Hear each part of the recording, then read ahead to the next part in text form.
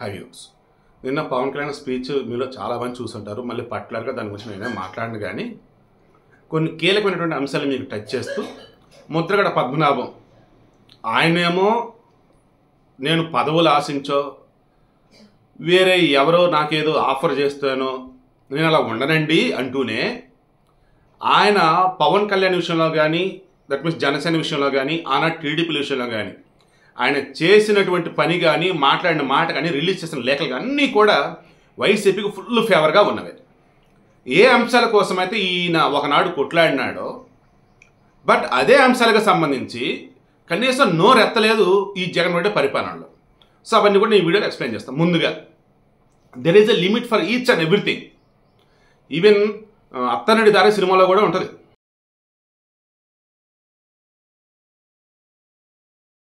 ఆ క్యారెక్టర్ పేరేంటి, Pavan Kalyan driver characters, I think సిద్ధునా సమేదో. ఏమంటాడు అప్పుడు రావు రమేష్ వచ్చి, నువ్వు మెడిసిన్ లాంటివాడివి, హెల్త్కి మంచిదే, కానీ ఆ మెడిసిన్ కూడా ఎక్స్పైరీ డేట్ అనేది ఉంటుంది, సో నువ్వు కూడా అంతే సిద్ధు అంటాడు. అంటే ఏంటి, నీకు ఒక ఎక్స్పైరీ డేట్ అనేది ఉందా, అయిపోయింది, ఇక నువ్వు ఉండకూడదు అన్నట్టు. అలా కొంతమంది మాట్లాడే మాటల్ని మనం భరించే విషయంలో కూడా కొంత లిమిట్ అంతే. అది దాటిందనుకోండి, అది ఇంకా ఎక్స్పైర్ అయిపోయినట్టు, దాన్ని ఉంచకూడదు, పడేయాలి, దూరంగా పంపించాలి. సో ఇలా జగన్మోహన్ రెడ్డి వైసీపీలో మాట్లాడే మాటలని పవన్ కళ్యాణ్ భరించాడు. బాధగా ఉన్నా సరే, వ్యక్తిగత విషయాల జోలికి వాళ్ళు వచ్చినా సరే నోరెత్తి వాళ్ళ ఇంట్లో ఆడవాళ్ళని ఏమీ అనలా. కానీ వీళ్ళు ఏకంగా కొత్త కూడా క్రియేట్ చేస్తూ, పవన్ కళ్యాణ్కి 4 పెళ్ళాలు, అసలు ఒక ముఖ్యమంత్రిగా ఉండి ఎంత హుందాగా ఉండాలి ఆడవారి గురించి మాట్లాడేటప్పుడు. మళ్ళీ ఈయన అంటాడు నా అక్క చెల్లెమ్మలు, జగన్ మామయ్య, అద్దెనిదని. జనాలు మరి ఎందుకు గుర్తించడం నాకు అర్థం కాదు. ఆయన విషయంలో అంటే పవన్ కళ్యాణ్ విషయంలో ఈ రకంగా మాట్లాడుతున్న ఈ మనిషి మన దగ్గర వచ్చి ఇలా చెప్తున్నాడు, రేపు రోజు మన పరిస్థితి కూడా ఇంతే కదా, అమ్మ వద్దు ఈయన అన్న ఫీలింగ్ మరి ఎందుకు రాదో నాకు తెలియడంలా. అలా వచ్చాడు సూపర్. సో ఏమంటాడు, పవన్ కళ్యాణ్ 4 పెళ్ళిళ్ళు, 3 ఏళ్ళకి ఒక పెళ్ళం, 4 ఏళ్ళకి ఒక పెళ్ళం, పెళ్ళాలకే న్యాయం చేయలేనాడు ఇంకెక్కడేం చేస్తాడంటాడు. అంటే ఆయన పెళ్ళాలని చేసుకున్నట్టు మీరు కూడా పెళ్ళాలని చేసుకుని చెప్పేసి అంటాడని చెప్పేసి అదొకటి అంటారు. జగన్మోహన్ రెడ్డి బోల్డెన్ కేసులు ఇరుక్కున్నారండి, ఆ ప్రజెంట్ ఆయన బెయిల్ మీద ఉన్నాడండి. అంటే జనాలను కూడా ఆ రకంగా కేసులు ఇరుక్కోమని ఆయన చెప్తున్నాడా, బెయిల్ మీద ఉండమని చెప్తున్నాడు? కాదుగా, జగన్ది జగనే, పవన్ది పవనే, జనాలది జనాలే, ఎవరిది వాళ్ళది. సో ఈ విషయం మర్చిపోయి మరలా మరి ఈయన జగన్మోహన్ రెడ్డికి రాసే స్క్రిప్ట్ అలా ఉందో, లేదే స్క్రిప్ట్లో ఉన్నది నాకెందుకే, పవన్ అంటే 4 పెళ్ళాలే నాకు తెలుసు అని చెప్పేసి నేను అనుకున్నాడు. కానీ పదే అంటున్నాడు. ఇక నిన్న పవన్ కళ్యాణ్ అన్నాడు ఏమని, నాకు 4 పెళ్ళాలట, 4 పెళ్ళం నువ్వేనా జగన్, రా మరి వచ్చేసే. చూడండి, ఇంతకు మించి వైసీపీని కొడతానికి ఇంకా వేరే అవసరంలా. కనీసం ఇప్పటికైనా ఈ వైసీపీ వాళ్ళు ఇంక్లూడింగ్ జగన్మోహన్ రెడ్డి ఉన్న విషయాలు మాట్లాడితే సూపర్, అదర్వైజ్ అడ్డంగా వాళ్ళు పరుగు పోవటం తప్ప వేరేది ఏమి ఉండదని నాకైతే అనిపిస్తూ ఉంది. సీరియస్లీ నిన్న పవన్ కళ్యాణ్ అంత ఫ్రస్ట్రేషన్లో ఆ మాట అన్నప్పుడు నేను విన్నాను కదా, నాకు నవ్వు ఆగల. కానీ చేతులారా ఎందుకు జగన్మోహన్ రెడ్డి ఇలా చేసుకున్నాడు, ఎంత గొప్ప పొజిషన్లో ఉన్నాడు ఆయన. ముఖ్యమంత్రిగా ఒక ఛాన్స్ అన్నందుకు గాను జనాలు ఇస్తే దాన్ని వాడుకొని అమరావతిని డెవలప్ చేసి వాళ్ళ నాన్నలాగా ఆ రోజు హైదరాబాద్ ఎలా డెవలప్ చేసి అలా చేసుకుంటూ పోయినట్టయితే, చంద్రబాబు నాయుడు చేసిన మంచిని వైఎస్ఆర్ కంటిన్యూ చేసినట్టు ఏడు జగన్మోహన్ రెడ్డి కంటిన్యూ కనుక చేసినట్టయితే ఎంత బాగుండేది. ఆ బిల్డింగ్ల పేరు మార్చడాలు, ఆ యూనివర్సిటీ పేర్లు మార్చడాలు, కులం చూడడం అంటూ ప్రతి చోట రెడ్డి కులం వాళ్ళే అగ్రతాంబులు ఇస్తూ, ఈయన రూపాయి జీతం అని చెప్పేసి ఆయన చుట్టూతో వచ్చే సలహాదారులకి లక్షల్లో జీతాలు, ఇలా చెప్పుకుంటూ వస్తే బోల్డన్ని ఇవన్నీ గమనిస్తున్నారు జనాలు. అండ్ ఇప్పుడు ఎన్నికల సమయంలో అన్నీ కూడా హైలైట్ అవుతూనే ఉంటాయి. సో చేతులారా జగను లేని వాటిని గెలుక్కొని తన వేలుతో తన కన్నే పొడుచున్నట్టు నాకైతే అనిపిస్తూ ఉంది. కమిటీ ముద్రగడ పద్మనాభం.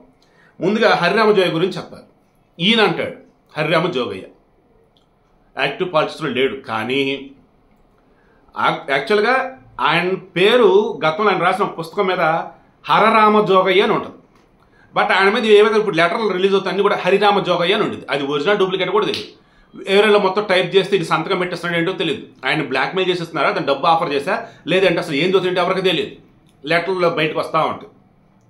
2019లో ఇదే పవన్ కళ్యాణ్ జనసేన తరఫున పోటీ చేస్తే సింగిల్గా వెళ్తే అఫ్కోర్స్ బీఎస్పీ సిపిఎస్ సిపిఎం కలిసి వెళ్ళారు. బట్ లార్జెస్ట్ అన్నప్పుడు వీళ్ళు ఎక్కువ సీట్లు తీసుకున్నారు. 137 ఎన్నో 137 ఎన్ని గెలిపించారు?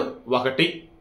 అది కూడా అతను మళ్ళీ వైసీపీ స్టాండ్ తీసుకుని వెళ్ళిపోయినాడు. పవన్ కళ్యాణ్ 2 చోట్ల పోటీ చేస్తే 2 చోట్ల గెలిపించరా. ఆనాడు ఏమైపోయారు ఈ నాయకులంతా? ఆ రోజు ముందుకు వచ్చి పవన్ కళ్యాణ్ ఒంటరిగా పోటీ చేస్తున్నాడు, గెలిపించంటారా మన కాపు జాతి కోసం అని చెప్పేసి ఒక్కళ్ళని నోరెత్తారా? ఎత్తలా.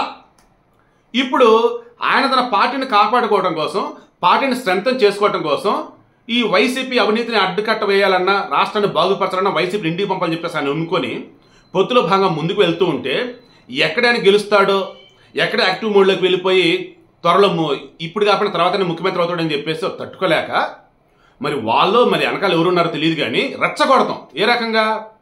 సగం సీట్లు తీసుకోండి, కనీసం 80 సీట్లను తీసుకోండి, తర్వాత వచ్చేసి 2 ఏళ్ళు ముఖ్యమంత్రి అడగండి. ఏంది అవి? సో పవన్ కళ్యాణ్ చెప్పేశాడు, నా బలం ఏంటో నాకు తెలుసు, నేనేం చేయాలో నాకు తెలుసు, నాకు సలహాలు ఇవ్వటాలు, లెటర్లు పంపటాలు ఇటువంటివి కాదు, వీలైతే నాతో వచ్చి పోరాటం చేయండి, నాతో పాటు రాజకీయంగా ముందుకు సాగండి, అంతే తప్ప ఇవన్నీ వద్దన్నాడు. సో అర్థం అవ్వాలి కదా. అగైన్ మరలా ఈరోజు 29 డేట్ వేసి మరి ముద్రగడ పద్మనాభం పేరుతో లెటర్ రిలీజ్. మరి ఆయన రాశాడు ఏంటో తెలియదు కానీ మరలా ఆయన భాష అండి అంటాడు. ఏంటి మీరు వచ్చి కలుస్తా ఉన్నారండి, కానీ రాలేదండి. నేను ఎప్పుడు పదవుల కోసం ఎక్కడికి వెళ్ళలేదండి. బట్ ఇప్పుడు నన్ను వచ్చేసి మీరు వచ్చి కలిసి మాట్లాడతానంటే మీతో పాటు కలిసి నడుద్దాం అనుకున్నానండి, కానీ మీరు రాలేదంటే నన్ను తుప్పు అనుకున్నారండి, లేదంటే నాతో పని లేదనుకున్నారండి, లేదన్నప్పుడు ఆల్రెడీ వేరే పార్టీకి కలుస్తున్నానులే ఇంక ఈయన ఎందుకు అనుకున్నారండి, లేదంటే వేరే వాళ్ళు మీకు చెప్పాలా అండి కలవాలా లేదని, ఓహో మీకు పర్మిషన్స్ వేరే వాళ్ళు ఇవ్వాలండి. భయంకరమైన ఎటకారం, పవన్ కళ్యాణ్ చాలా తక్కువ చేయటం, అండ్ ఈ ముద్రగడ పద్మనాభాన్ని నమ్మేటువంటి కాపు జాతి నాయకులు ఎవరైతే ఉన్నారో, అండ్ సమాజంలో అశాంతి రేకెత్తించి కొంతమంది బ్యాచ్ ఎవరైతే ఉంటారో వారిని అందరిని కూడా రెచ్చగొట్టే విధంగా ఈ లేఖ. ఇదే ముద్రగడ పద్మనాభం గారు కాపు జాతి రిజర్వేషన్ల గురించి పోరాటం చేస్తున్నాడు కదా. జగన్మోహన్ రెడ్డి వచ్చిన తర్వాత చంద్రబాబు నాయుడు ఏవైతే 5% రిజర్వేషన్ కల్పించారో అవి కూడా జగన్మోహన్ రెడ్డి తీసేశారు. అప్పుడు నోరెత్తలా. ఈవెన్ కార్పొరేషన్ల పేరిట కులాలకు సంబంధించి ఫండ్స్ రిలీజ్ చేయకుండా ఇది చేస్తుంటే అప్పుడు నోరెత్తలా. ఇలా చెప్పుకుంటూ పోతే జగన్మోహన్ రెడ్డి హయాంలో కాపులకు జరిగిన అన్యాయాలని పవన్ కళ్యాణ్ కానీ చంద్రబాబు కానీ మిగతా కాపు నాయకులు ఎవరైతే ఉన్నారో వేరే పార్టీలు అంతా నోరెత్తుతూ ఉంటే ఈయన కనీసం నోరెత్తలేదు. జగన్ ఒక్క మాట అనలేదు. అదంటే మొన్న మధ్య ఏదో లెటర్ రిలీజ్ చేశాడు, ఏండే అంటూ జగన్మోహన్ రెడ్డిని బతిలాడుతూ. మరి అదేమంటే నేను ఎవరిని బతిలాడను, నాకు అసలు పదవులేమొద్దని ఈయన అంటాడు. మొన్న ఓపెనింగ్ ఆయన అన్నాడా వైసీపీలోగా వెళ్ళేది లేదని. ఎస్, నాకు చాలా హ్యాపీగా అనిపిస్తుంది ఆయన అట్లా అనటంలో. ఆ తర్వాత ఏ పార్టీలోకి వెళ్తాం నేను మా అబ్బాయి అనేది డిసైడ్ అవ్వలేదు, బట్ డిసైడ్ చేసుకొని చెప్తా ఉన్నారు. మేబీ మరి వాళ్ళు అడిగిన చోట సీట్లు ఇవ్వనన్నారో మరి ఇంకా ఏదో విషయం నాకు తెలియదు. ఎగైనా మరలా ముద్రగడని జగన్మోహన్ రెడ్డి చివరి అస్త్రం అంటే ప్రయోగించారా, లేదంటే ముద్రగడే ఆ రకంగా తన అస్త్రాన్ని ప్రయోగించారా నాకు అర్థం కావట్లేదు. కానీ ఈరోజు ఏదైతే లెటర్ రిలీజ్ చేశాడో మరలా అదే పాట. మీరు కనీసం 80 స్థానాలను తీసుకోవాల్సింది, కనీసం 2 సంవత్సరాల కన్నా సరే మీరు సీఎం అడగాల్సింది. ఓహో ఇవన్నీ మీకెందుకులే వేరే వాళ్ళు కదా మొత్తం డిసైడ్ చేసేదని చెప్పేసి అంటూ ఆల్రెడీ రాష్ట్రంలో ఉన్నటువంటి అశాంతిని పెంపొందించే విధంగా జగన్మోహన్ రెడ్డిని ఇంటికి పంపి రాష్ట్రాన్ని బాగుపరచుకోవాలని పవన్ కళ్యాణ్ పాపం నానా ఎఫర్ట్స్ పెడుతూ ఉంటే దానికి అడ్డుకట్ట వేయాలి, దాన్ని గండి కొట్టాలన్నట్టుగా ఎన్నో ఎఫర్ట్స్ పెడుతూ ఉన్నారు. అంతా ఏవి కూడా అవ్వటం లేదు. చివరిగా ముద్రగడ ప్రయోగిస్తూ ఉన్నారు. ఈ వయసులో పాపం ఎందుకు ఆయన నేను తక్కువ చేసుకోవటం, ఇన్నాళ్ళు సంపాదించిన కీర్తి ఏదైతే ఉందో ఎందుకు ఈరోజు దాన్ని అలా ఎవరి కోసం తాకట్టు పెడతాం? లేదు ఆయనకి ఆయన అలా పెట్టినాడు అనుకుందాం, ఎందుకు అలా చెప్పండి. నాకైతే ముద్రగడ పద్మ గారు చూస్తే నాకు భలే బాధేస్తుంది. ఒకనాడు ఎంత పోరాడాడు, ఈరోజు ఎందుకు ఇలా మారాడు అని చెప్పేసి. బట్ పవన్ గారు చాలా క్లారిటీగా ఉన్నాడు. జనసేన నాయకులు కావచ్చు, జనసేన కార్యకర్తలు కావచ్చు, పవన్ మాటని మీరు దాటి వెళ్ళొద్దు, వేరేవి మైండ్లోకి తీసుకురానివ్వద్దు అని చాలా క్లారిటీగా నిన్న చెప్పినట్టు చాలా క్లియర్గా. వామనుడు కూడా అడిగింది 3 అడుగులే, అప్పుడు బలిచక్రవర్తి అనుకున్నాడు 3 అడుగులా అని ఎటకారంగా అనుకున్నాడు. కానీ వచ్చినవాడు శ్రీ మహావిష్ణువు అని చెప్పేసి వాళ్ళ గురువు శుక్రాచార్యుడు చెప్పినా అంతటి మహానుభావుడే అన్నప్పుడు ఇంకేంటి అన్నాడు, ఆ 3 అడుగులు ఇచ్చున్నాడు. చివరికి ఏమైంది, పాతాళానికి వెళ్ళిపోయి అన్నాడు.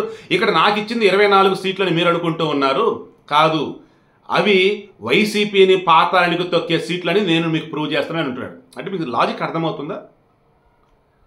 ఆయన తీసుకున్నటువంటి సీట్లన్నీ కూడా కాపు నాయకులు కానీ కాపు కార్యకర్తలు కానీ అన్ని కులాల వాళ్ళు అన్ని మతాల వాళ్ళు కనుక పవన్ కళ్యాణ్ 24 సీట్లు మీరు కానీ గెలిపించినట్లయితే తన శక్తి ఏంటో అందరికి అర్థమైంది.